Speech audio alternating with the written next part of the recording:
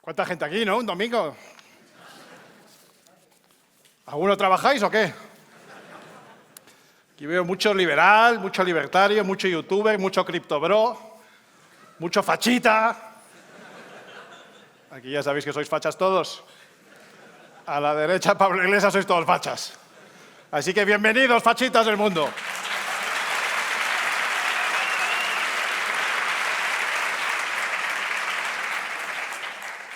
Muy en serio, gracias por venir, gracias a los organizadores por invitarme. La verdad es que es una oportunidad magnífica y estoy realmente entusiasmado de ver y escuchar y conocer después en los pasillos a tanta gente inteligente, tanta gente con fuerza, con ganas, con garra, con ganas de cambiar las cosas, que yo creo que es en el fondo lo que nos une y lo que tenemos todos en común. Y sin duda, estamos en un punto de inflexión. Como nación, como sociedad, no solo España, Occidente. Está en un momento muy delicado, pero en estos días estamos en lo que yo creo, que es un punto de inflexión. Yo creo que tenemos por delante unas oportunidades tremendas y unos retos muy oscuros y algunas dificultades que estamos pasando hoy. No hace falta explicarlo con mucho detalle. Creo que estaremos todos de acuerdo en que hay un descontento generalizado, una falta de credibilidad de nuestros políticos de todo signo. Creo que estamos en el momento de la historia reciente de España, por lo menos desde la democracia, en el que tenemos la peor generación de políticos en todos los partidos. Y creo, como digo, que tenemos muchas dificultades por delante. Algunas de ellas no cesan de asombrarme. Algunos de los políticos nunca dejarán de asombrarme. En esta semana que hemos visto el desastre de Valencia y antes de seguir hablando, quiero que todos los valencianos sepan que sentimos muy profundamente todo lo que ha pasado hoy y les mandamos nuestros mejores deseos.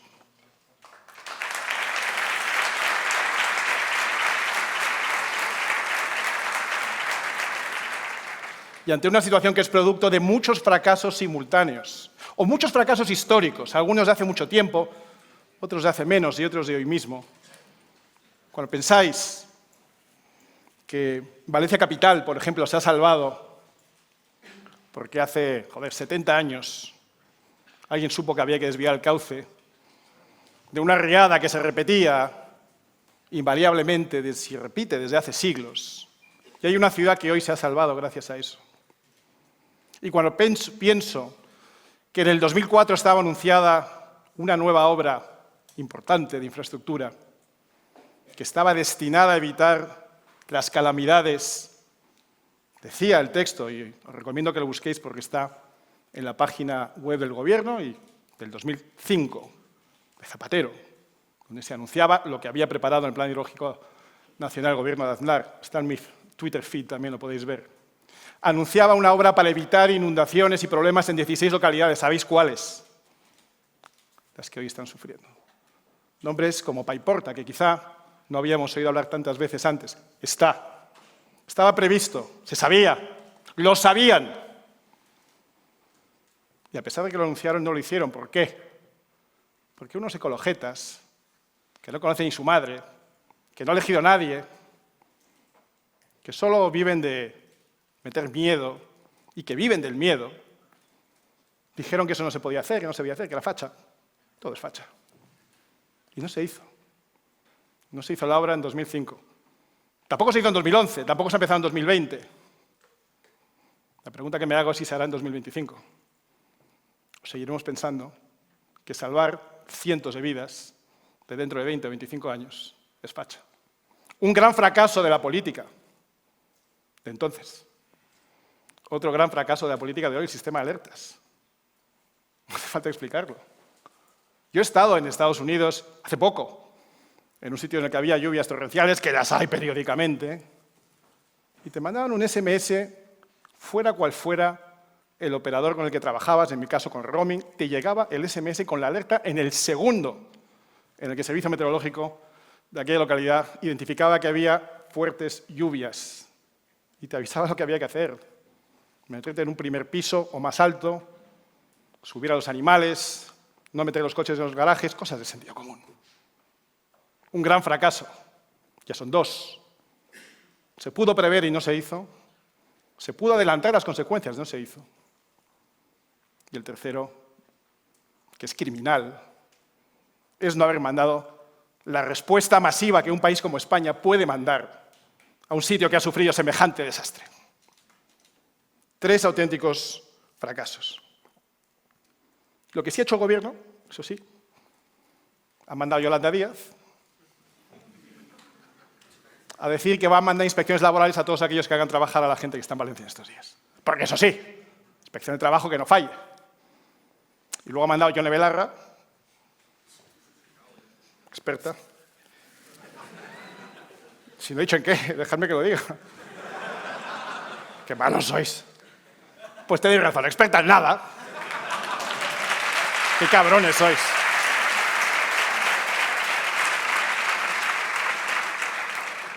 Sois malos, abogados, sois malos. Pues sí, a decir que esto lo tienen que pagar las empresas criminales. Inditex, Mercadona, las que ganan dinero son criminales, ¿sabéis? Este es el gobierno que tenemos. Estos son los políticos que tenemos. De los que no han sabido gestionar la crisis a nivel autonómico, pues poco más se puede decir. Está todo explicado. Antes de entrar aquí estaba con unos cuantos de vosotros que me decíais, hay que montar ya un partido político, lo tenemos ya preparado. Se va a llamar HLC. Y bueno, qué bien. Honor, libertad, concordia. Me dice, no, hasta los cojones. Así es como estamos. Perdonadme.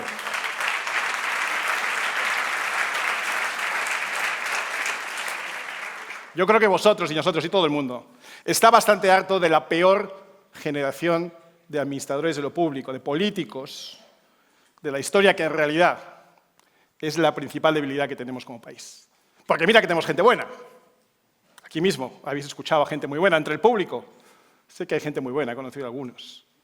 Yo todos los días me asombro de conocer a gente muy brillante en todos los ámbitos en España y, sin embargo, tenemos una gran debilidad que es precisamente esa casta que, por utilizar el lenguaje Podemos, que nos desgobierna. Así que es un momento difícil, pero creo que es un punto de inflexión. Y la pregunta que todo el mundo hace es ¿qué va a pasar? ¿Qué va a pasar? Yo tengo unas cuantas ideas que quiero compartir con vosotros y al final hablamos de qué va a pasar. Pero efectivamente lo de Valencia es un gran ejemplo, un gran escaparate de cómo están las cosas. Con una izquierda que es delincuente, me refiero a la clase política, no a sus votantes. Pero una clase política, el de la izquierda, delincuente, en la derecha, o lo que está a la derecha de la izquierda, incapaz. Incapaz de gestionar, también incapaz de reconocer sus propios errores y sus propias carencias. Pero eso sí, con una izquierda que sabe sacar partido de todo, hasta de la desgracia ajena, hasta de la muerte. Y una derecha que no sabe ni dónde le da el viento. Una izquierda que es capaz de hacer creer que los miles de jóvenes voluntarios, y no tan jóvenes, pero ha habido muchos jóvenes, yo creo que eso es motivo de esperanza, que han ido a ayudar, a limpiar las calles, a desatrancar los coches, a desembarrar, a ayudar a los vecinos, a llevar alimentos y mantas y ropa. Eso es toda la ultraderecha. Porque unos pocos, demasiados pocos, le gritaron al presidente, demasiado poco, y uno le tocó el coche. Que a mí no me gusta que se agreda a nadie. Pero los que van a trabajar, los que se están dejando la piel, los que están sufriendo son la ultraderecha. Y los que ayer salieron a pegar a la policía en una manifestación, los que ayer salieron a manipular una manifestación que era contra unos y otros, esos son los demócratas. La izquierda le está haciendo otro 11M a la derecha y no se están enterando los demás. Así está la izquierda en este país. Como digo, es una izquierda criminal, pero que manipula bien. ¿Cómo es posible que toda España esté hoy contra la mala gestión de Mazón? Sí. Y nadie hable ya de Pedro Sánchez. ¿Cómo es posible que todo el mundo hable de los, lamentablemente, 200 fallecidos en Valencia y nadie hable de los 7 muertos, que no son pocos, en Albacete? ¿Por qué no ha salido todavía el nombre de Paje? Oiga, 7 muertos no son pocos, 200 son más, ya lo sé. Pero hay veces que cuando muere uno, si se puede atribuir a la derecha, se monta un escándalo. Ya sabemos cómo se llama. Cuando un niño se ahoga en una playa, lamentablemente, 400 cámaras están ahí para no ayudarle, ni ayudar a la familia, sino para grabarlo y para contarnos la historia de Ayán, un niño. Lamentable, uno. Cuando mueren 7, si mueren en el lado socialista no se habla. Porque los 7 murieron en Albacete, ¿eh? Que hasta donde yo sé, es Castilla-La Mancha gobernada por Paje, PSOE. No se habla de eso. La izquierda está manipulando de nuevo. Y de verdad que esto no va ya de política, va de supervivencia, va de vuestra supervivencia, va de la defensa de la libertad, que la izquierda ataca y la no izquierda, lamentablemente, ha abandonado. Nadie está defendiendo la libertad y os aseguro que eso es lo único que nos va a sacar adelante en este momento, en este y en los años que vienen. Mira, la izquierda se basa, todo se basa en el conflicto, porque la izquierda es siempre, por mucho que se etiqueten de socialdemócratas o centroizquierda liberal o progresista, la izquierda es siempre heredera del marxismo. Y el marxismo está basado en la lucha, en el materialismo dialéctico, es decir, en el conflicto. Siempre hay que buscar un bueno y un malo, porque de ahí sacan provecho. No es la teoría hegeliana de que primero se hace una tesis y luego se contrapone una antítesis y luego de ahí se saca una síntesis, que eso puede tener sentido. No es esto que la izquierda quiere. Lo que la izquierda liberticida quiere es el conflicto permanente, que cuando se resuelve se convierte en un conflicto nuevo, o se rediseña o se reconfigura. Y donde no hay tesis y antítesis con síntesis, donde no hay contraste entre ideas buenas y mejores, o buenas y malas. No, lo que hay es personas buenas y personas malas. Ellos son los buenos y cualquiera que no esté con ellos son los malos. Ellos son demócratas y los demás sois fascistas.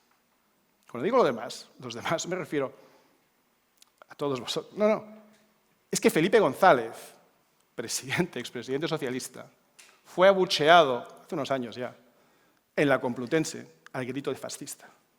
Fascista, Felipe González. Alfonso Guerra, fascista. Todos los socialistas de aquel PSOE, que no era especialmente liberal, son unos fascistas. Vosotros sois unos fascistas. He visto antes por aquí a Marcos de Quinto, Ciudadanos, cuando estaba en el Congreso, no existía ninguna otra cosa. Erais la ultraderecha, todo es ultraderecha para estos tíos. Y han ido infectándolo todo. Y así es como se les ha dejado ganar. Han ido infectando primero el mundo de la educación, desde la educación primaria a la secundaria. Después el mundo universitario, y hace un rato una amiga mía me decía, no sé si estamos hablando lo suficiente de la responsabilidad de las grandes universidades, en España y en Estados Unidos, donde se han creado auténticos caldos de cultivo, de liberticidas, de gente que odia la libertad, que odia la tolerancia, que odia la alternativa, el contraste de las ideas, cuando precisamente una universidad es un sitio donde, en teoría, vinimos con algunas ideas y las contrastamos con otras y salimos enriquecidos. Pero en las universidades, las españolas y en las americanas, eso hace mucho que ha dejado de existir. Se le ha entregado, se le ha regalado a la izquierda la educación, la universidad, por supuesto la cultura, lo que ellos llaman la cultura. Por supuesto el mundo del cine, en general el mundo audiovisual, el mundo creativo, las agencias de publicidad, las agencias de comunicación, y hasta la Iglesia, que ha sido abducida por esta fiebre totalitaria, porque es de lo que estamos hablando. Puedo decir incluso que hasta la empresa, y de eso hablaremos brevemente. Y vosotros, que sois jóvenes y muchos jóvenes emprendedores, tenéis que tener muchísimo cuidado con este virus que va infectándolo todo y que está haciendo que nuestras sociedades sean cada vez peores. Mirad, la izquierda ha ido robando banderas que han sido siempre de los que hemos defendido la libertad y nadie lo ha impedido. La izquierda ha cogido conceptos que nunca fueron suyos, los ha transformado, los ha manipulado, los ha travestido y se los ha quedado, los ha capitalizado. Como por ejemplo la defensa del medio ambiente. No creo que haya ni uno solo de vosotros que prefiera un planeta más contaminado o un planeta en peores condiciones. Todo el mundo quiere un mejor planeta, todo el mundo quiere conservar, sobre todo los conservadores, el planeta, pero ellos cogen el conservacionismo y lo convierten, manipulándolo, tergiversándolo, en ecologismo y en alarmismo climático. Ellos cogen la libertad de las mujeres, que siempre ha sido superior en los países occidentales y libres, y lo transforman en un feminismo que atrofia la igualdad entre unos y otros. Ellos cogen la libertad de los homosexuales, y si pensáis dónde se vivía mejor siendo homosexual en los años 50, 60 o 70, os aseguro que no era en Cuba, no era en Bulgaria, no era en la Unión Soviética. Era probablemente en San Francisco, o en Londres, o en países occidentales donde la libertad imperaba. Y cogen la libertad, la transforman, la machacan y lo convierten en el mundo LGTBI fuertemente subvencionado. Y cuando consiguen todo lo que en teoría habían venido a conseguir, la frase que se usa siempre es: queda mucho por hacer. Coño, ¿qué más queda? Y pasan del LGTB, no, ahora ya no son LGTB, ahora tienen que ser los derechos de los trans. Derechos específicos, derechos que solo tienen unos, los escogidos, los fuertemente subvencionados, los que utilizan para enfrentarnos. Lo mismo se puede decir con el buen gobierno, ya hablábamos de las empresas. Los informes de buen gobierno arrancan con el informe Cadbury en Inglaterra, en España el informe Olivenza. Siempre de sectores conservadores que quieren que las empresas funcionen mejor y hay mucho por hacer siempre en las empresas. Pero cogen eso, lo transforman, lo llaman ESG y lo convierten en un caballo de Troya de la izquierda dentro de las empresas. Y está funcionando. Lamentablemente, está funcionando. Y por último, cogen las ideas reformistas, las ideas de mejora, las ideas que típicamente vienen del mundo liberal, la lucha contra la pobreza, y lo convierten en la Agenda 2030, que es un conjunto de medidas liberticidas orientadas a en los peores caminos posibles, que están haciendo, como digo, también mucho daño. Así que tenemos un panorama desolador. Tenemos verdaderamente un estado de incertidumbre en el que uno podría pensar que todo va mal. Pero yo tengo esperanza y quiero compartir con vosotros algunas reflexiones. Además, hoy es un día especial. Hoy se hace 5 años de las elecciones de noviembre de 2019, donde un partido en el que yo estaba, llamado Vox, sacó 52 diputados, que fue un día de mucha esperanza. 5 años de aquello que me siento muy orgulloso. Pero hoy, o ayer, por ser más precisos, ayer fue el Día de la Libertad. ¿Sabéis por qué fue el Día de la Libertad ayer? ¿Por qué se celebra el 9 de noviembre el Día de la Libertad? ¿Alguno? Por la caída del muro de Berlín, efectivamente. Hace ya 35 años, la mayoría de vosotros creo que no habéis nacido. Pero para los vejestorios como los que me han precedido, y para mí, la caída del muro de Berlín fue una cosa asombrosa, realmente asombrosa, porque crecimos asumiendo que eso, que también se había construido antes de que naciéramos, pensamos que era permanente, no se nos hubiera ocurrido nunca que aquello se podía tirar, o casi nunca. La primera vez que oímos a alguien pedir que se derribara ese muro fue a Ronald Reagan en la puerta de Brandenburgo, que dijo: señor Gorbachev, que era el presidente de la Unión Soviética, tire este muro. Y solo unos meses más tarde se tiró el muro. Se tiró el muro por una serie de circunstancias peripatéticas que darían para una película de comedia, pero que fueron o se dieron así. Y no cayó el muro, lo derribaron. Lo derribaron los jóvenes de vuestra edad, con ansias de libertad. Y esa noche fue una noche muy emocionante. Y mucha gente corría, mucha gente, de un lado a otro de Berlín. Pero nadie corría en el sentido inverso, Nadie corría a Berlín Oriental. Nadie escapaba de la libertad para ver si podía entrar en la República Democrática Alemana, que era la comunista, claro. Democracia para ellos es comunismo. Para ver si conseguían ser un poquito más oprimidos. Igual que desde el año 59 no he conocido todavía a nadie, mire que voy mucho a Miami, que haya salido jugándose la vida nadando de Miami para ver si alcanza las costas de Cuba. No se conoce ningún caso. Más bien al contrario. La gente sale de Cuba con gran riesgo para su vida y muchas veces la pierde en busca de la libertad. Y como digo, hoy se conmemora, o ayer se conmemora, el Día de la Libertad, y fue un día que inició una era de optimismo, la de los años 90, en el que, como dice Huntington, o como dice mejor dicho Fukuyama, se alcanzó el fin de la historia, o eso pensábamos, el fin de la historia en el sentido que se acababa con esa dicotomía entre libertad y opresión, entre avance y progreso de verdad y lo que nos traían los comunistas. La derrota fue tan clara que ya no hacía falta continuar. El problema es que la izquierda se repuso y ha estado muchos años imponiendo una hegemonía cultural, aunque estaba tirada en el suelo, con esas banderas que hemos dicho que se les han regalado. Pero, de nuevo, estamos en un momento de oportunidad. Lo que ha pasado esta semana en Estados Unidos, joder, lo he disfrutado muchísimo. Esas caras, Juan, esas caras en las televisiones. Maravilloso. La Sexta.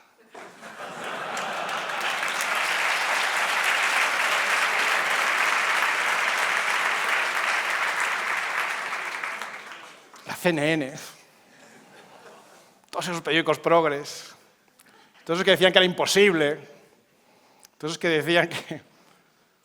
A mí me lo han dicho, gente de Washington que sabía. No, es que hay una fuerte corriente de mujeres que secretamente, aunque sus maridos son conservadores, van a votar por Kamala. Por Kamala. Es un momento de esperanza, porque muy frecuentemente, no solo en política, en cine, en música, en moda, lo que sucede en Estados Unidos acaba contagiándose, para bien o para mal, acaba extendiéndose por el resto del planeta. Y lo que creo, habrá que ver, pero creo que puede pasar en Estados Unidos, es algo que puede cambiar el curso de la historia. Mirad, la oportunidad es brutal. Por cierto, hablando de mujeres, qué poco se ha oído hablar de la jefa de campaña de Trump, la que va a ser su nueva jefa de gabinete, Susie Wiles, un nombre que todavía nadie conoce, pero que ha sido fundamental, no en esta campaña, en los 4 años anteriores.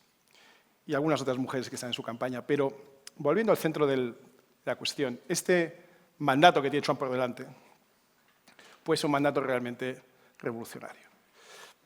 Puede tener cosas muy negativas también. Empecemos por ahí para que nadie se vea engaño. Es posible que acabe imponiendo tarifas, impuestos a la importación de productos del resto del mundo, incluida Europa e incluida España. No es raro, no es improbable que nuestro vino, nuestro aceite sufra a la hora de entrar en el mercado de Estados Unidos. Es posible. Y eso, pues, no es bueno. Pero es muy probable que sucedan otras cosas muy buenas que yo creo que son de un peso importantísimo. Para empezar, y esto ya lo ha dicho, ponen medidas, lo anunció ayer, no sé si habréis visto, ponen en práctica medidas en defensa de la libertad de expresión, que parece mentira que tengamos que estar defendiendo la libertad de expresión. Por cierto, en España, creo que sois conscientes, han aprobado leyes absolutamente liberticidas en este campo también. La ley de memoria histórica. Es una ley que impide no ya expresar tu opinión, sino expresar lo que pasó. Es que no se puede decir. Es que acabáis en la cárcel. Ahora, como estoy en Andorra, puedo decirlo, pero si tú dices que cualquier cosa buena pasó entre el año 39 y 75, mis abuelos se conocieron, fue una cosa muy buena, ¡joder! Acabas en la cárcel, por franquista. Claro que lo estoy caricaturizando, pero es que la ley es una caricatura. Y no es solo lo que está pasando en España. En Estados Unidos la libertad de expresión está realmente, o lo ha estado durante estos años, bajo cuestión. Y Trump ha anunciado ayer un paquete de medidas que impedirá que el gobierno federal y ninguno de sus miembros apoye, financie, regule a ninguna entidad que esté atacando a la libertad de expresión. Por cierto que eso incluye medios de comunicación, incluye universidades e incluye operadores de redes sociales. Y esto que es tan básico, que es la pieza fundamental en la que se basa cualquier democracia, que no debería ser ni siquiera discutible ni discutido, ha estado en cuestión durante todos estos años. Una cosa tan sencilla como esa ya está anunciada y yo creo que es revolucionaria. Y tengo la esperanza de que también se vaya extendiendo. Como la libertad de pensamiento en general. Y creo que eso va a tener un gran impacto. Lo va a tener en los medios de comunicación tradicionales.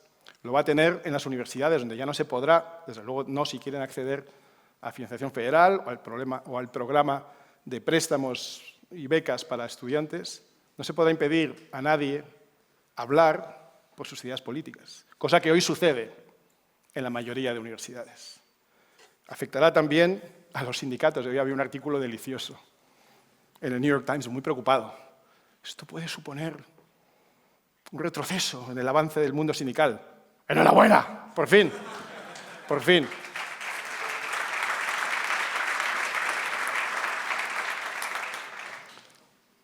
Me ha llenado el corazón ver a tantos afiliados de UGT limpiando las calles de Valencia estos días, cogiendo las escobas, trabajando, colaborando, aportando fondos, ayudando, solo por encima de Comisiones Obreras, la otra gran fuente de ayuda en Valencia en estos días.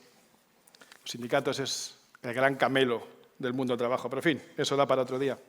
Claro que va a haber cambios en la América de Trump, también en materia climática, ya ha avisado, va a perforar aquellos sitios donde sabe o cree que hay gas o petróleo. En su día se hizo famosa su frase de fight, fight, fight, cuando le dispararon, ¿no? Luchad, luchad, luchad. Pero la segunda frase más famosa es la de drill, drill, drill, excavad, excavad, excavad.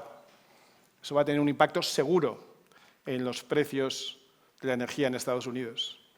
Y supongo que en el resto del mundo también. Pero sobre todo lo que viene es una gran oportunidad para un cambio cultural. Un cambio cultural que es, como se dice en matemáticas, condición necesaria pero no suficiente para un posterior cambio político. En el caso de Trump lo va a hacer todo a la vez. En nuestro caso necesitamos un gran cambio cultural antes de aventurarnos a especular sobre cualquier cambio político en el futuro. Pero el cambio cultural puede ser muy impactante. Y a mí de las cosas que más esperanza me trae es la llegada de Elon Musk. Todos conocéis a Elon Musk como el fundador de... Bueno, realmente no es el fundador de Tesla, sino el que lo compró y lo convirtió en una gran empresa. Es el fundador de SpaceX, la compañía de cohetes. Es el propietario de Twitter. Yo creo que ese movimiento de hace unos años, donde se gastó una fortuna en comprar esta red social, ha sido importante. No diré la única razón, pero una razón importante para el triunfo de Trump en estos años. Y, por cierto, que el gran cambio en Twitter ha sido que ahora todo el mundo puede hablar. Ya no hay shadow banning, ya no se prohíbe a nadie, ni siquiera a los de la izquierda, porque esta es la diferencia entre la izquierda y la libertad. No se prohíbe a nadie, ni se le esconde cuando expresa las ideas que no le gustan a unos a otros. Por supuesto, se controla que no haya agresión, que no se cometan delitos, pero a nadie se le impide ya expresar su opinión, por muy contraria que sea a los intereses de la izquierda. Y el caso de Elon Musk merece un minuto de atención, porque, como digo, le conocéis como un empresario, sin duda, un empresario en serie, porque además de todas las compañías que he mencionado, pues antes montó otras. La primera la vendió con 13 años, o sea que era un tipo desde el principio bastante avezado. La más famosa de las primeras que hizo fue PayPal, con la que seguramente muchos de vosotros hoy pagáis. PayPal fue, por cierto, una compañía de la que ha salido lo que ellos mismos llaman la mafia PayPal, porque de aquellos trabajadores o de aquellos primeros empleados de PayPal han salido los fundadores de todo tipo de compañías tecnológicas, desde todas de Elon Musk a LinkedIn o LinkedIn o muchas otras. Pero Elon Musk tiene un papel importante en este gobierno. Y si se produce lo que han anunciado, hablo siempre en condicional porque hay 4 años por delante y veremos si se produce o no, pero si le nombran, como se ha anunciado, zar o responsable de eficiencia gubernamental, eso puede ser una revolución. Eso puede ser un cambio como el que no se ha visto desde la caída del muro de Berlín. Si se hace, como lo hace Elon Musk en sus empresas, de verdad que hay enorme esperanza para el futuro, sobre todo si en algún sitio como España conseguimos aprender de eso. Decía Ronald Reagan que las palabras que más miedo suscitan en el idioma inglés son I am from the government and I am here to help. O sea, soy del gobierno y he venido a ayudar. Parece mentira que no haya un solo gobierno capaz de ayudar a empresarios, a emprendedores, a trabajadores, a comerciantes, a autónomos, a agricultores, a pescadores, a ganaderos. Todos son trabas, todos son impuestos, todos son inspecciones, todos son amenazas. Pues bien, Elon Musk ha sido encargado, o eso parece, en rediseñar el sistema de gobierno. Para que nos hagamos una idea de lo que puede llegar a pasar, y seguramente los ejemplos que pongo ahora son difícilmente aplicables en su integridad al gobierno, pero un breve repaso de cómo gestiona Elon Musk las compañías que ha fundado o que ha presidido. Mirad, cuando Elon Musk llega a una compañía, siempre dice que le gusta que haya equipos potentes, pequeños y altamente cualificados. En su caso suele querer decir ingenieros, porque suele meterse en compañías tecnológicas. Cuando llegó a Twitter, despidió al 80% de su plantilla. ¿Sabéis lo que pasó con Twitter? Absolutamente nada. No se notó nada. la desaparición del 80%. O sea, el principio de Pareto, eso de que el 80% del trabajo lo hacen el 20% de las personas o el 80% del inventario está concentrado en el 20% de las mercancías, se aplicó y se demostró de una manera durísima. Es verdad que el mercado americano es suficientemente flexible como para que esa gente se recoloque muy deprisa, pero despidió al 80% de la plantilla y no se notó absolutamente nada.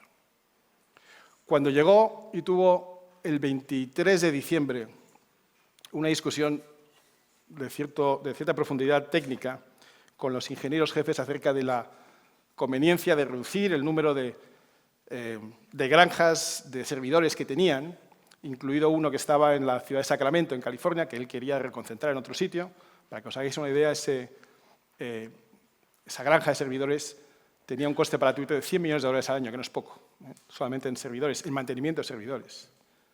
El 23 de diciembre por la noche está con sus ingenieros, los que heredó, y le dicen que tardarán entre 6 y 9 meses en hacer ese traslado de servidores de Sacramento a otros que tienen otro lugar de Estados Unidos. Y el tío les dice que no, que ni 6 ni 9, que lo quiere en 3 meses. Y entonces le vuelven a explicar por qué eso es imposible. Claro, es que él es ingeniero, y entonces él entiende que sí es posible. Lo que pasa es que hay procedimientos, protocolos, burocracia, todo tipo de impedimentos para que las cosas funcionen de manera eficaz en esa compañía. Y entonces el tío se lo piensa bien y dice, bueno, pues ni 6 ni 9 ni 3 meses. Lo quiero en 3 semanas. Y entonces, no, tal, más, que eso es imposible. Tal, si impones eso, yo dimito. Me dice, ¿me lo juras? Dimites. Se va de ahí muy frustrado. El día siguiente, 24 de diciembre, coge su avión privado para ir a casa. Creo que en ese momento vivía en Texas y sube con 2 colaboradores de los que trae de fuera. Y estaban hablando sobre la discusión que tuvo la noche anterior con los ingenieros de Twitter de que una cosa que él cree que se puede hacer en 3 semanas, ellos creen que tienen que tardar 9 meses. Y según lo va contando, se va calentando el tío, porque va rememorando la escena, y se va acordando y se va calentando, y dice al piloto, da media vuelta. Y dice, ¿cómo? Media vuelta que aterriza en Sacramento. Pero ¡a Sacramento! El tío aterriza el avión en Sacramento, donde está la granja de servidores, se planta ahí sin previo aviso, parece que hay una conversación con el vigilante encargado de todo aquello, pero consigue entrar. Entra con sus 2 colaboradores y con un escolta, y le dice al escolta, ¿tienes una navaja a mano? Y dice, sí, déjamela. Coge el tío la navaja, se mete debajo del cable principal de los servidores y hace ¡crack! Dice, ya está, resuelto, vámonos de Navidad. En 3 minutos se acabó el problema, que él pensaba que eran 3 semanas, sus ingenieros decían de 6 a 9 meses, y a lo bruto, por las bravas, con algunas consecuencias, pero el problema se resolvió, Twitter no se cayó, el tráfico fue desviado a otros servidores, los que estaban alojados en esa granja se trasladaron de una manera muy rudimentaria, en cuestión de días, a la nueva granja de servidores donde ampliaron su capacidad. El mundo siguió y no pasó nada grave. Este es el tipo de actitud, no quiere decir que haya que entrar con una navaja en el gobierno, que ya sé que acabo en la cárcel por decir estas cosas y no se cuenta bien. Pero este es el tipo de actitud con el que hay que entrar en un gobierno. Hay que entrar a cambiarlo todo el primer día a las 9 de la mañana, porque luego entran los procedimientos y llegan los funcionarios altos y bajos y llega la prensa y te dice que eres un facha y que eso no se puede hacer y los sindicatos salen a la calle. 4 años, 6 años llevan sin salir a la calle. Pero el día que gobierne lo que no es la izquierda teórica, saldrán a la calle. El primer día a las 9 de la mañana hay que entrar con un hacha metafórica en el gobierno, en la estructura del gobierno. Y hay que empezar a recortar gastos superfluos. Hay que empezar a recortar procedimientos innecesarios. Hay que empezar a simplificar la vida a los administrados.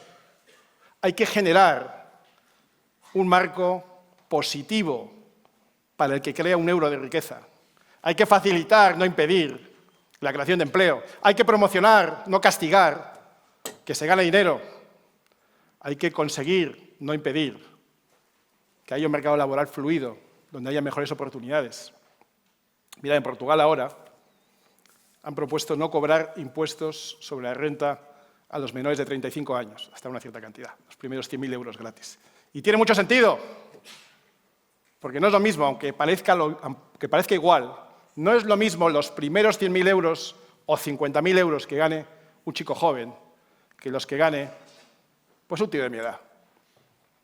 Porque un tío de mi edad pues ya ha tenido oportunidad de ahorrar, de comprarse una casa, de formar una familia, de invertir, y los 50.000 euros que gane un tío de mi edad pues merecerán un tipo impositivo, pero los que gane un chaval que está empezando todavía tienen que dedicarse a la formación de capital bruto, todavía tiene que ser capaz de comprarse una casa, ojalá, o un piso y formar una familia, ojalá, y un coche si es muy facha,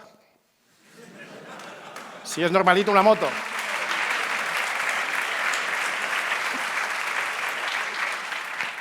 Hay que tomar medidas desde el primer día, porque luego, cuando pase el tiempo son meses, ¿ya hay elecciones otra vez?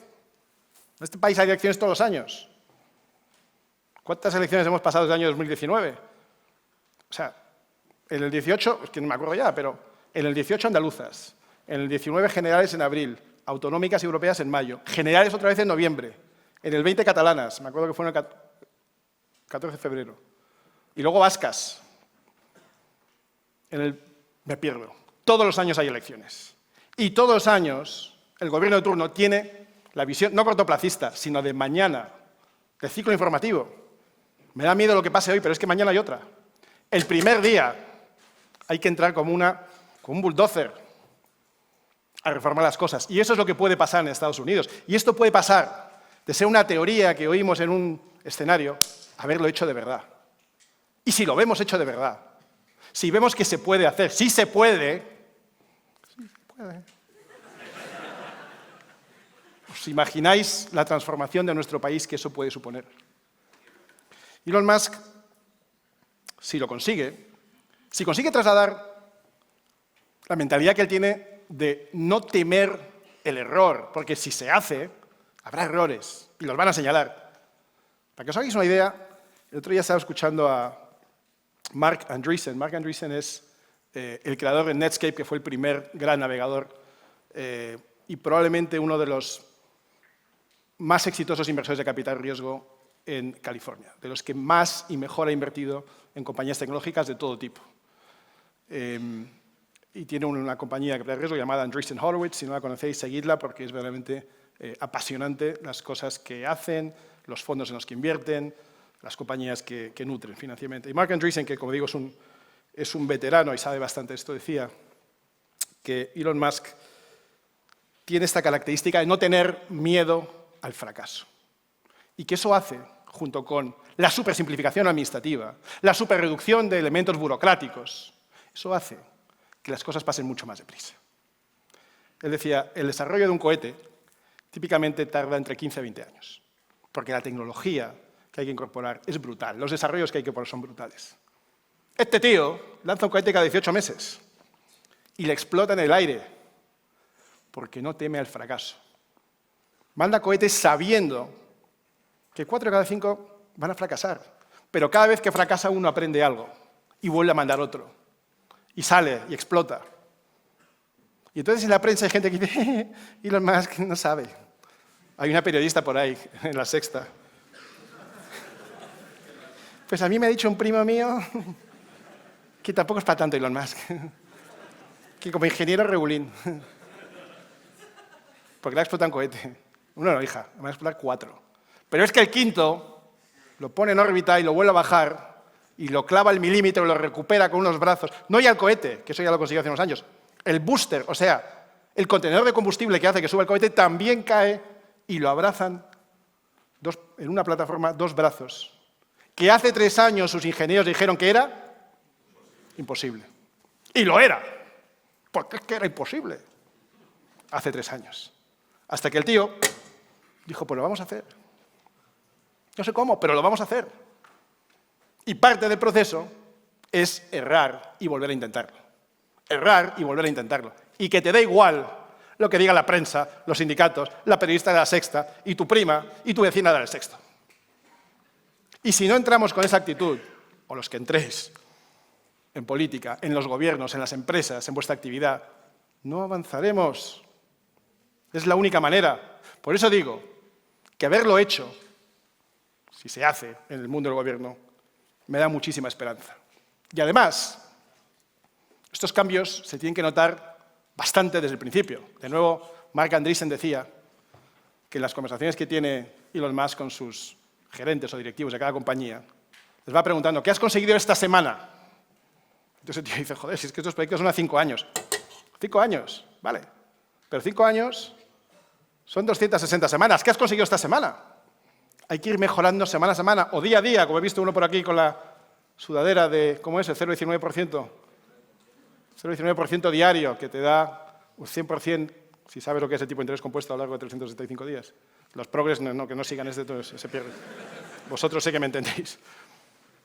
Todos los días, todas las semanas. ¿Qué hemos mejorado esta semana? ¿Qué hemos cambiado esta semana? ¿Qué hemos transformado esta semana? No me esperes 4 años. Dentro de 4 años ya es tarde. Lo que no consigas al principio, lo que no consigas semana a semana, no se consolida. Desde ya hay que empezar a cambiar las cosas. Desde ya tenemos que transformar nuestra sociedad. Desde ya vuestras empresas, las entidades que las regulan, los medios de comunicación, tenemos que empezar a cambiarlas desde ya, aunque sea al 0 y pico % diario. Pero eso sería un gran triunfo. Y sobre todo, no dedicar tiempo a lo insustancial. No dedicar un minuto a las chorradas de Podemos, o de Sumar, o de como se llame, que me canso ya. A las cosas que importan de verdad. A la creación de riqueza, a agregar valor, a generar empleo, a conseguir que los jóvenes consigan una vivienda, a crear las condiciones, no para que las haga el gobierno. Y es que, mira, es que no escucho mucho los debates del Congreso porque me tenso. Pero cuando oigo lo que oigo ahí hablando de vivienda, digo, Dios mío, es la ignorancia supina elevada al cubo en un atril, y regulando. El abanico entero, ¿eh? Hay mucho por hacer, pero hay que insistir, y de nuevo la administración Trump tiene aquí la oportunidad y dicen que lo van a hacer, en el divorcio entre lo sustancial y las estupideces de todo el día, lo que no tenga contenido real, dejar de discutir, dejar de entrar en el marco mental de la izquierda, olvidarnos de las trampas, de la tendencia al conflicto que nos van marcando y empezar a marcar agenda propia. No hablo solo de política, hablo de vosotros. En vuestros ámbitos, en vuestras empresas, en vuestros esfuerzos, en vuestras compañías, sin miedo al fracaso, sin miedo a volver a empezar, sin miedo a que os exploten 4 cohetes, porque la única manera de que arranque el quinto es que hayan fallado 4. Hay gente que tiene mucha suerte y a la primera le da. ¡Qué suerte! Está por aquí Ismael Clemente, compañero mío de clase. Ismael es de los tíos más listos que he visto. Ha montado de los tinglados más importantes que hay en España en el sector inmobiliario. Yo me encontré un día con Ismael por la calle, le acababan de echar de Deutsche Bank. Le habían echado. Teníamos como 40 años. Ismael jamás hubiera creado el monstruo, para bien, que ha creado, si no hubiera pasado por un despido como ese. Le despidieron porque no quiso él despedir a gente que no merecía el despido. Por cierto, esa gente se fue con él. Por cierto, esa gente le ha ayudado a crear esta compañía. Por cierto, todos ellos pasaron por un despido antes de llegar a este gran éxito. Así que no temáis al fracaso. El que le dé duro a la primera, que se retire porque no le va a volver a pasar. Tengo un amigo que montó una compañía, le metió un ciorregazo, la vendió y se ha retirado. No porque haya ganado mucho dinero, sino porque dice, yo ya he agotado toda la suerte que voy a tener en la vida. Esto solo pasa una vez. Todo lo que toque lo voy a estropear, así que quieto.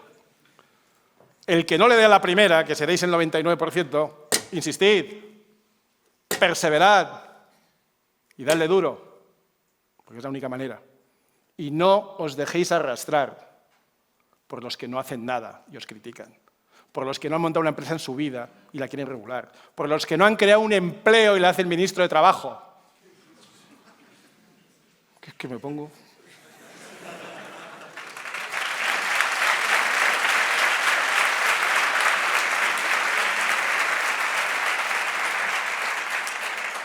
Tenemos una oportunidad brutal delante, como nación, pero también individualmente, de aprender de los mejores, de ver lo que están haciendo en otros sitios y ojalá también verlo en el ámbito de lo público, que es nuestro gran lastre. Crear espacios de trabajo vibrantes, sin muchas capas de burocracia, de gente excelente, ¿Alguno conocéis la presentación de PowerPoint famosa, hace ya 5 o 6 años, que circuló de la política de recursos humanos de Netflix? ¿La habéis visto alguna vez? La recomiendo. Netflix tiene por ahí un PowerPoint que explica cuál es su política de recursos humanos, que es básicamente, para cada puesto, contrato lo mejor que encuentre, lo mejor que haya en el mercado, le pago lo que vale y le evalúo anualmente. Cada año me hago la pregunta, si esta tía que he contratado, o este tío, se fuera mañana, ¿me hace polvo o es un alivio? Es un alivio a la calle. Le despiden, por cierto, con una indemnización muy generosa que no es obligatoria en Estados Unidos porque quieren crear un buen ambiente. Si quiero que se quede, reevalúo cuánto vale en el mercado ese tío o esa tía. Y le subo el sueldo, no un 3%, no la inflación, lo que valga. Lo que valga. Si es un programador de cualquier cosa que hay una escasez brutal y me lo van a quitar y cobran un 20% más de lo que cobraba él, se le sube el 20%. Eso en cuanto a la política de fichajes, despidos y remuneración. Política de vestimenta, no hay. Porque como contratamos a los mejores ya saben cómo tienen que ir vestidos. Si van a ver un cliente, pues ya saben que se tienen que poner una chaqueta. Si van a estar en su casa trabajando, que les dejamos porque son suficientemente responsables, o si solo van a venir a la oficina un rato, vendrán en camiseta. Política de vacaciones no hay. Porque los buenos saben cuándo se pueden ir de vacaciones y cuánto tiempo. Porque los que son responsables no se piran en el momento en que están a punto de culminar una producción que han contratado. O cuando están a punto de cerrar un contrato importante con un director o con un grupo de actores. O cuando están a punto de conseguir un nuevo contrato en una plataforma de cable. Se piran cuando no tienen trabajo. ¿Y cuánto tiempo se piran? No sé. Lo que ellos decidan. Lo que ellos decidan porque son los mejores. Y ellos saben si se ponen 5 días o 15 o 20. Y así atraemos a gente responsable, a gente competente, a gente excelente, a gente con la que queremos trabajar y creamos un ambiente en el que todo el mundo quiere estar, porque la excelencia atrae a gente excelente. Imaginad si fuéramos capaces de implementar ese tipo de filosofía adaptada a España, por supuesto, a la legislación laboral. Bueno. Pero si fuéramos capaces de atraer eso a España, y así fuera la política, flipa. Muy difícil. Pero tenemos la oportunidad delante y creo que vamos a ver cosas realmente increíbles. Por tanto, voy concluyendo con la pregunta que me hacía al principio. ¿Qué va a pasar? ¿Qué creéis que va a pasar? Pues la respuesta no lo sé. Pero para mí la pregunta es otra. La pregunta es ¿qué vamos a hacer? ¿Qué vamos a hacer? ¿Qué vamos a hacer tú? ¿Tú? ¿Qué vamos a hacer todos, como país, como nación, como sociedad? ¿Vamos a seguir permitiendo que los peores nos gobiernen? ¿Vamos a seguir tolerando que las peores ideas se impongan culturalmente, políticamente, económicamente, mercantilmente, laboralmente? ¿Vamos a seguir permitiendo que la izquierda se imponga mediáticamente en todas las televisiones, en todos los periódicos, en todas las webs? ¿Vamos a seguir tolerando que los peores, es que es acojonante, perdonadme, que los peores nos digan lo que tenemos que hacer? Hoy estoy un poquito mal hablado, que me habéis dicho del partido ese. Pero ¿vamos a seguir permitiendo que los más torpes de la clase nos pongan los deberes?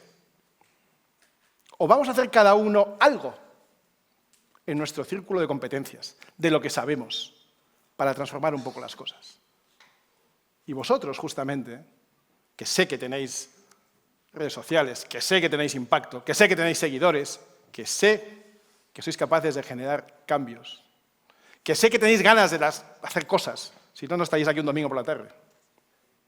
Vosotros podéis ser el mascarón de prueba del cambio. Cada uno de vosotros tiene más capacidad de transformación que la mayoría de los españoles. Vosotros podéis inspiraros en lo que creo que va a pasar en Estados Unidos o lo que ya está pasando en algunas empresas americanas, también en algunas europeas. Podéis inspiraros en las mejores prácticas, primero aplicadas a vuestros negocios, a vuestra línea de actividad, pero después a extenderlo a todo el mundo, a generar el cambio cultural que es necesario en este país, que no es tan difícil. porque el país tiene un potencial brutal. Brutal. Imaginaos si con los tíos más torpes del planeta hemos sobrevivido estos últimos 20 años, lo que podríamos ser con las ideas correctas. Mirad, España lleva... De esto se habla poco. Yo creo que Marcos ha hablado de esto alguna vez, Marcos de Quinto. España lleva 20 años de crecimiento económico, de renta per cápita en términos reales, cero. Cero. Desde la Guerra Civil no ha habido nunca 20 años, 20, en los que, de principio a fin, se haya crecido cero. Esto es una estafa a nuestros jóvenes. Esto es una estafa a cualquiera que sea menor de 40 años, que no ha conocido nunca en su vida laboral un periodo de bonanza económica, que sé, de 5, 6, 7 años, que genere un poquito de esperanza y optimismo. Imaginaros si tuviéramos, en vez de las peores ideas producidas por los peores políticos, las buenas, no digo ya las mejores, las buenas, normalitas. Imaginaros si fuéramos capaces, entre todos, de generar ese cambio. Imaginaos lo que podríamos hacer si transformamos la educación, si transformamos la formación profesional, si generamos una universidad de excelencia conectada con las necesidades de las empresas y donde generen personas capaces de ponerse a trabajar al día siguiente. Por supuesto que el primer día que sales de la universidad no eres Elon Musk, pero puedes aportar si te han formado bien, si te han sido un poco exigentes, si te han enseñado las cosas que realmente son necesarias. Si lo que te enseñan es feminismo y igualdad y chorradas así en la universidad, pues no tanto. Pero imaginaros que sí somos capaces de transformar la educación. Imaginaos el potencial. Si vosotros sois capaces de extender la idea de que la tecnología se puede utilizar para hacer procesos más eficientes, para avanzar más deprisa. Imaginaros si algún político entendiera el potencial de la inteligencia artificial, de la robótica que ya estamos viendo en muchas industrias, del blockchain, del mundo cripto, de la biotecnología. Imaginaos si nuestros investigadores científicos tuvieran un campo donde pudieran no solo investigar, sino poner en práctica esos productos, esas ideas que están desarrollando y comercializarlas. Imaginaos si hubiera una conexión entre los laboratorios universitarios y las empresas. Imaginaos si tuviéramos un entorno favorable a la creación de empleo, con ministras de trabajo que en vez de decir que te van a mandar a inspección, te digan que te van a facilitar la contratación de gente.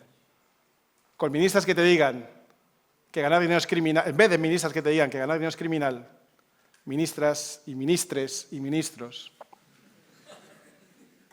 Ministres me vale, con tal de que ayude a generar empleo, a generar riqueza, a generar renta. Imaginaros si tuviéramos un político que entendiera cómo funciona el mercado de vivienda, eso sería la pera ya, ¿no?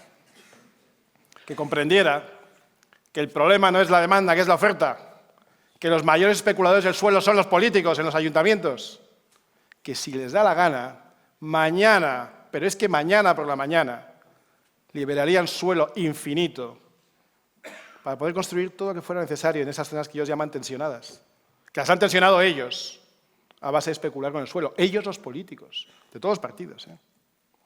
Imaginaros si tuviéramos políticos que comprendieran el potencial que tiene España que se liberaría invirtiendo en las infraestructuras correctas. Hay algunas que ya no son ni correctas ni incorrectas, son necesarias, como las de Valencia que hemos hablado al principio.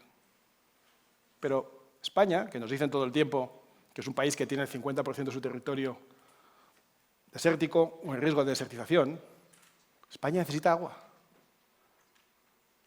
Y tenemos la increíble y dramática situación en la que tenemos agua de sobra y a veces se nos inundan ciertas zonas y otras veces tenemos sequía, pero tenemos agua de sobra para abastecer a todo el territorio. Si se acometieran las infraestructuras necesarias, la interconexión de las cuencas, por ejemplo. Pero hay unos políticos que lo impiden, por cuestiones puramente ideológicas. Hace 2 años estuve en Málaga. En la provincia de Málaga, joder, hay turismo, hay tecnología, hay agricultura, es de los sitios más fértiles. Hay golf, que ya sé que chupa mucha agua, pero atrae un turismo de alta calidad. Solo les falta agua. Pues me contaba un agricultor de los grandes, que su cosecha se iba a perder porque no llegaba agua. Y no llegaba el agua porque la infraestructura que estaba prevista la tumbó un ecologista, porque dijo que ahí había un sapo negro. no es broma. Un sapo negro. Coño, si hay un sapo negro aquí, lo coges y te lo llevas allí. El sapo negro sobrevive, el agua llega, los turistas se pueden duchar, los que juegan al golf pueden jugar al golf, los que se dedican a la tecnología pueden desarrollar... No es tan difícil, de verdad, ¿eh? Hace falta desideologizar a toda esta gente. Hace falta poner en práctica las mejores ideas. No hay que inventar nada. Ya existen. Tenemos un gran país donde mucha gente quiere venir a trabajar. Tenemos que tener una política de atracción de la inmigración cualificada, claro que sí. Tenemos que tener una política fiscal que haga que merezca la pena quedarse en España, invertir en España o volver a España los que os hayáis ido. No es tan difícil, sobre todo los jóvenes. Tenemos que tener una política de infraestructuras que permita, efectivamente, que haya agua, que haya carreteras, que haya fibra, que haya puertos conectados con trenes. No es tan difícil. Un tren que llegue a Extremadura no es tan difícil. Cosas básicas. Imaginaros el potencial. Con estos políticos no se va a lograr o no va a ser fácil, pero necesitamos crear una cultura que cambie todo esto. Necesitamos crear una cultura de excelencia, de reformismo y sobre todo de exigencia. De exigencia con nosotros mismos, pero en el mismo nivel y en el mismo grado. De exigencia con los que nos gobiernan. De exigencia con los que nos recaudan los impuestos, de exigencia con los que malgastan nuestro dinero, de exigencia con los que están malgastando nuestro futuro, de exigencia con los máximos responsables de este país. ¿Lo vamos a hacer, sí o no? Sí. Joder, así no, ¿eh? Comprendo que son la hora de después de comer, pero... Sí. Vale. Pues amigos, con esto concluyo. El potencial... Espera. El potencial que tenemos delante es brutal. Los cerebros que estoy viendo aquí son el mejor ejemplo. La capacidad de este país. No es el país más grande del mundo, pero es un país de tamaño mediano. No es el país más avanzado científicamente del mundo, pero no está mal. Es un país que está bastante bien situado. Es un país que tiene una historia importante. Es un país que culturalmente entronca a Europa con América. Es un país que tiene influencia en el mundo, no la que merece, pero algo. Es un país que tiene empresarios sorprendentes, dentro y fuera del país, exportando por todo el mundo. Es un país que tiene incluso científicos, deportistas, músicos, artistas. En el cine hay uno o dos también. Es un país con enorme potencial. Y todos vosotros sois la prueba más clara de ello. Así que lo que va a pasar es que lo que nosotros queramos hacer. Y aquí sí que concluyo. Poneros las pilas, exigid y votad bien. Muchas gracias.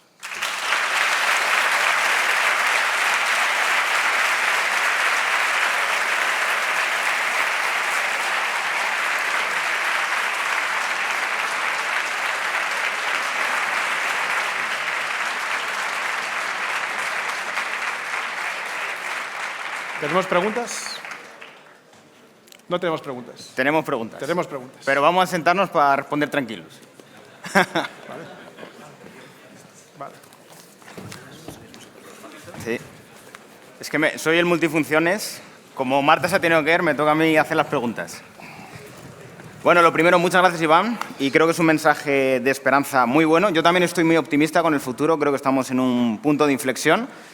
Pero hay algo que a mí también el otro día lo pensaba. Cuando ganó Trump, estaba muy contento, pero pensé, joder, Trump está mayor, son 4 años, ¿quién va a venir después? Bueno, ya tenemos candidato para las elecciones dentro de 4 años y se llama J.D. Vance. Tiene 40 años, tiene todo el futuro por delante y lo que tenemos ahora es una oportunidad singular también porque Trump sabe que solo le quedan 4 años, por ley. Pase lo que pase, solo le quedan 4 años. Por lo tanto, su foco principal en estos 4 años va a ser lo que ellos llaman su legado. ¿Qué va a quedar después de la época de Trump? La época de Trump son 2 periodos de 4, con otro en medio, luego van a ser 12 años. Y yo creo que él va a estar muy orientado a ejecutar el cambio desde el principio. Creo que tiene además el equipo adecuado, a diferencia de la otra vez. Tiene la experiencia de lo difícil, porque es muy fácil decirlo, pero es muy difícil transformar una burocracia, una administración.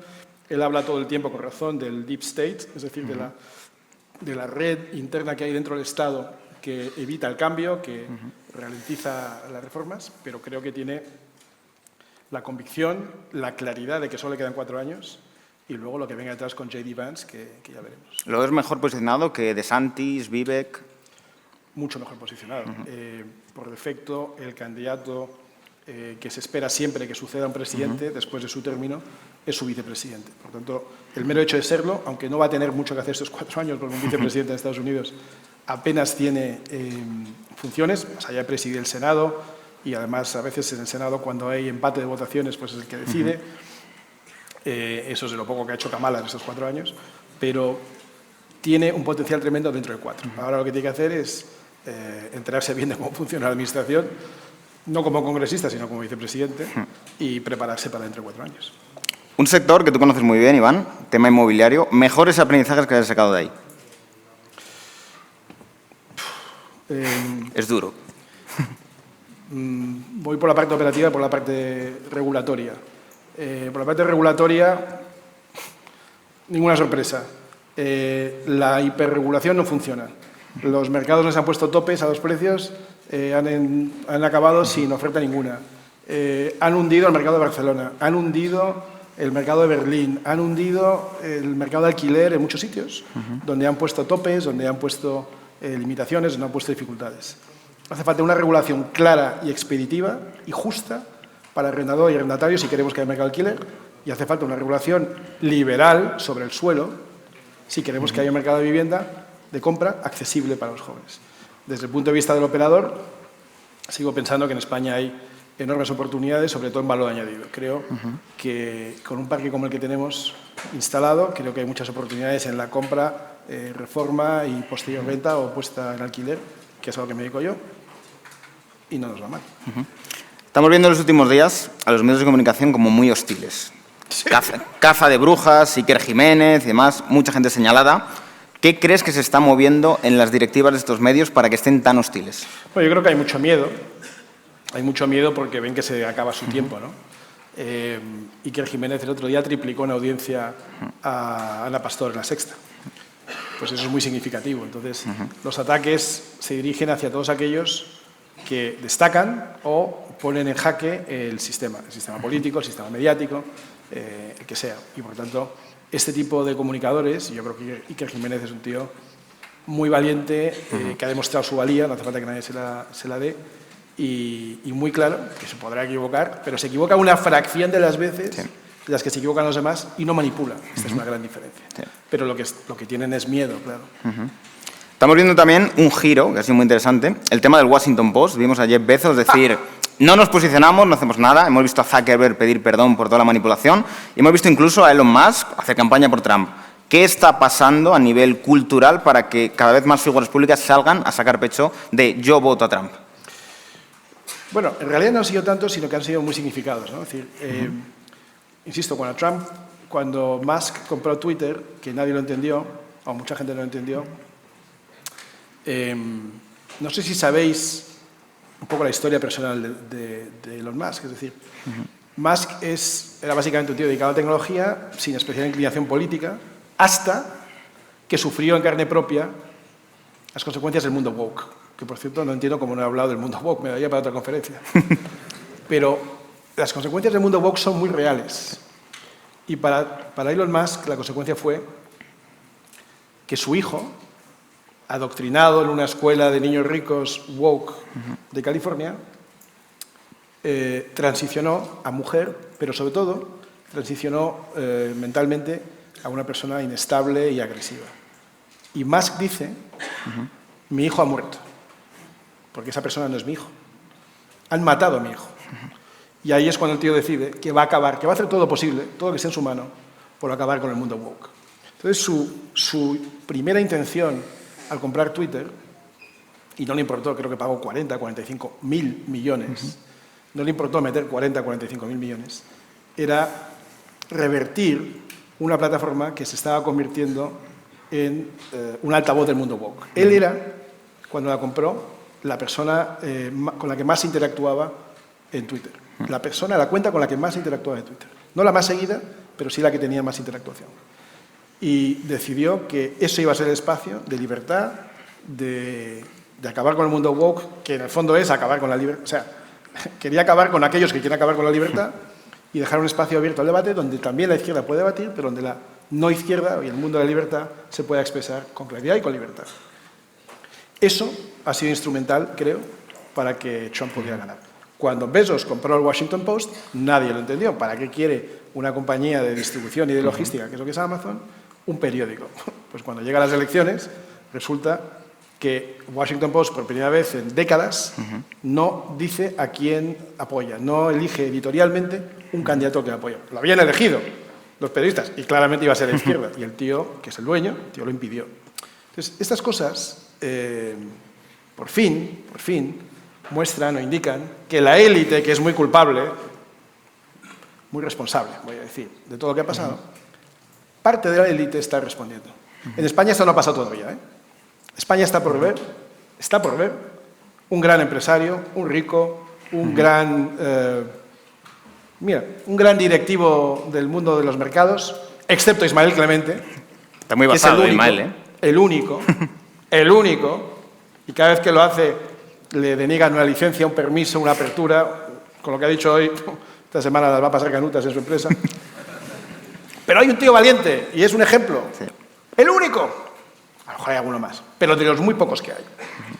Ojalá esto sea un punto de inflexión y empiece a haber gente un poco más valiente entre la élite, porque en España ha fallado la élite empresarial, económica, financiera, banquera, universitaria, familiar, de pymes o de empresas familiares, han fallado. Y se han alineado con el lado de los malos. Ojalá esto empiece a cambiar. Preguntan, ¿cómo es el día a día en el Congreso, siendo político? La mayor veces no hay casi nadie ahí, ¿eh? Yo sí estaba ahí todo el tiempo, pero el día a día... Mira, hay gente que dice que los políticos o que los diputados no trabajan, y no es del todo verdad. Los diputados trabajan bastante. Lo que pasa es que es un trabajo generalmente ineficiente e improductivo. Los días de pleno son los martes por la tarde, los miércoles por la mañana y los jueves por la mañana. Y luego hay comisiones temáticas, hay una comisión, bueno, hay 40 comisiones. Hay suficientes comisiones como para que todos los diputados del PSOE tengan comisión y tengan un plus. Este es el número de comisiones que hay. Es decir, en función del número de diputados que tenga el PSOE, 120, 140, se asigna un número de diputados a comisión, entonces dice, pues tiene que haber 36 comisiones. Pues una por cada ministerio y luego 14 más que me invento para que todo el mundo tenga su paga extra. Vale. En el mundo de las comisiones se legisla también. Pero la mayor parte de las cosas que se hacen son improductivas. Hay una cosa que no llegaré nunca a entender, que son, y he participado mucho en ellas, porque es que es lo que hay que hacer, pero que habría que quitar, que son las proposiciones no de ley. Es que es buenísimo. O sea, el legislador se dedica la mayor parte de su tiempo a debatir proposiciones no de ley. O sea, si se aprueba o no se aprueba, da igual. Eso es una sugerencia. Una sugerencia que el gobierno se la pasa por el forro, ¿no? Por ejemplo, el Congreso insta al gobierno a que reconozca el Estado palestino. Follar, titular, se ha aprobado, se ha delegado. Pues es que da igual. ¿Se aprueba? No, ya. ¿Y qué? Que el Congreso ha instado al gobierno. ¿Y qué? No es ley, no genera norma, no genera obligación. Entonces nos tienen... Claro, si no trabajas en eso, parece que no trabajas. O iniciativas, preguntas... Entonces, se trabaja. Nosotros trabajamos de los que más. Y si lo miras por el número de diputados, el que más. Pero no siempre es productivo. Y lo que más productivo sería es que no hicieran nada. Que estuvieran quietos. O sea, que dejen de legislar, que empiecen a deslegislar, que empiecen a reducir. Hay más de 100.000 normas en vigor. No hay abogado que te pueda ayudar, que se sepa las 100.000 normas que hay. No. Si tú quitas el 60-70% de las normas que hay, simplificas mucho la vida de mucha gente y no pasa absolutamente nada. El país no se cae. O sea, con el Código Penal, el Código Civil y algunas cuantas más, pero no 60.000 más, España funcionaría muy bien, pero muy bien. Así que el día a día del Congreso, si te lo tomas en serio, puede ser intenso. Para mí lo fue, pero no creo que sea tan productivo como los propios políticos creen. Una que me ha hecho bastante gracia y que ha preguntado bastante gente, ¿cómo aprendiste tan buen inglés? Bueno, yo tuve suerte de aprenderlo de pequeño. Viví unos años ahí, hasta los 6 años de edad estuve en Estados Unidos y luego fui a colegios ingleses en España. Y luego he pasado más tiempo ahí trabajando y lo vas un poco actualizando. ¿Consejo que le darías a la gente para aprenderlo bien? Que se vayan hasta los 6 años de edad a vivir a Estados Unidos. Que vayan a un colegio inglés, que lo mantengan. Yo tengo hijos que lo hablan como yo y la verdad es que no han pasado un solo año en Estados Unidos, excepto uno. Pero es verdad que les llevo a colegios de habla inglesa, les hablo en inglés, les pongo películas en inglés de pequeños, la música en inglés, también en español, que siempre hay una anglófilo, odias España. No, coño, si se puede hablar de las dos cosas. Sí. O sea, yo fui premio infantil nacional de literatura con 11 años en español, y se puede hablar inglés y hablar español, o se puede hablar 3 o 4 cosas más simultáneamente y no pasa nada. O sea, es compatible. Última pregunta, una que yo creo que va a dar bastante chicha. ¿Cómo has visto el caso Rejón?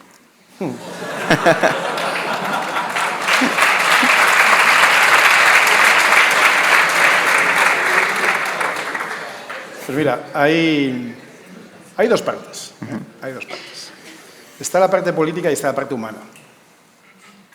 La parte política. Errejón y sus conmilitones y los partidos a los que ha representado son tremendamente culpables, no responsables, culpables de haber generado un Estado primero cultural y luego legislativo que, por primera vez desde el derecho romano, o sea, en 2000 años, genera desigualdad por ley. O sea, si yo te digo, vamos a proponer que haya juzgados para juzgar solamente a los inmigrantes. Xenófobos, no, vamos a hacer un juzgado para juzgar solamente a los chinos. Racistas, los cuantos y tal. Yo te digo, vamos a hacer juzgados que juzguen solamente a los hombres. Esto es igualdad. Esto es igualdad. Pero ¿en qué país? Bueno, ¿qué país no? Solo en un país del mundo existe esto, ¿eh? En ningún país del mundo. En ninguno. Después de 20 años de Zapatero, de no sé qué, de igualdad, en ningún país del mundo existen juzgados de hombres. Y esto, al principio lo contaba mucho en extranjero y luego he dejado de contar, porque es que me da vergüenza. O sea, yo cuando salgo ya he aprendido que no... O sea, nunca hablo mal de España. Entonces, Errejón y los que le rodean son muy culpables de haber generado esto. Que la misma acción, el mismo comportamiento, si lo comete un hombre es delito, con cárcel, y si lo comete una mujer no es ni falta. Ni falta. Bueno. Entonces, lamentablemente, lo que se ha creado es una situación en la que un tío, el que si tú lees la denuncia, la que ha salido, no sé si hay otras peores, la denunciante dice que esperaba otra cosa de él, que ella pensaba que iba a tener un romance, que él lo único que quería era una relación física, pero que cuando lo dijo paró. Parece una review de Google.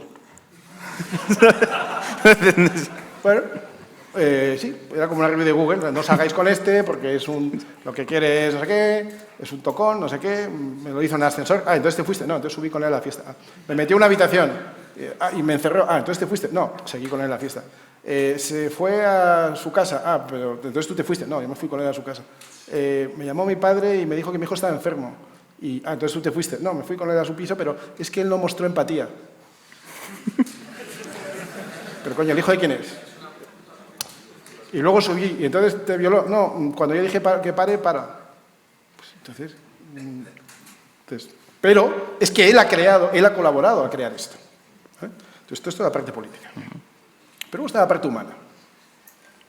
Será lo que sea. Y es muy responsable o culpable de haber creado el estado de las cosas que a él le ha destrozado la vida. Pero es una persona, ¿eh? Es una persona.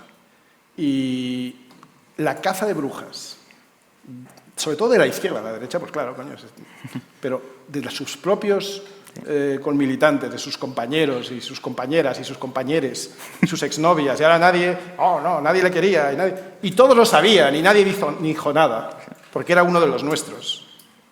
Y ahora todo es contra él. A mí eso no me gusta. Yo cuando veo a un tío en el suelo, no le doy una patada, ¿sabes? No, a mí eso no me ha gustado. Y no me habréis visto decir nada en contra de Errejón en estos días, porque ya tiene bastante con lo que le han hecho los suyos. A mí me hizo mucha gracia ver a Carmena decir, no, yo no le conocía mucho. No, joder, pero si hay una foto que le está dando un beso en la boca. No, yo nunca pensé, pero si te está dando un beso en la boca, o tú a él. Pero es que, ¿os dais cuenta del cinismo de estos tías y tíes? O sea, es que es alucinante. La tía le cascó, o él a ella, me da igual, un beso en la boca. Yo no me imaginaba que... Pero que él qué, o sea, insisto, ellos son los que han creado ese estado de las cosas, ellos son los que hacen que esto ahora sea delito y que sea cárcel, cuando yo, lo que he leído hasta ahora, ojo, que si hay denuncias, mirad, yo tengo cero tolerancia, de verdad, cero tolerancia con el acoso a una mujer, con hacerle sentir incómoda, con todo eso, o sea, cero. Y por encima de eso, para mí es cárcel, y por encima de eso es perpetua, ¿vale? O sea, cero tontería. Pero una cosa es que no te haya gustado, o que te esperabas otra cosa, o que no sé qué, y otra cosa es que, sin que se haya cometido un delito, 5 años más tarde, denuncies y que este vaya a acabar en un tribunal. ¿Que se lo merece porque...? Bueno, sí, vale. Pero humanamente, la masa que le ha caído encima de su propio lado, insisto que la derecha es de esperar, pero de sus propios conmilitantes, de sus amigos, de sus compañeros, de sus exnovias, que hay unas cuantas, es que a mí me parece, una vez más, me parece un rasgo característico de lo cínico, de lo inhumano y de lo pérfido que es todo lo que hay en la izquierda. Y no se lo deseo a nadie, ni siquiera a Juan. Iván, muchísimas gracias. Un aplauso enorme. Nos vemos luego.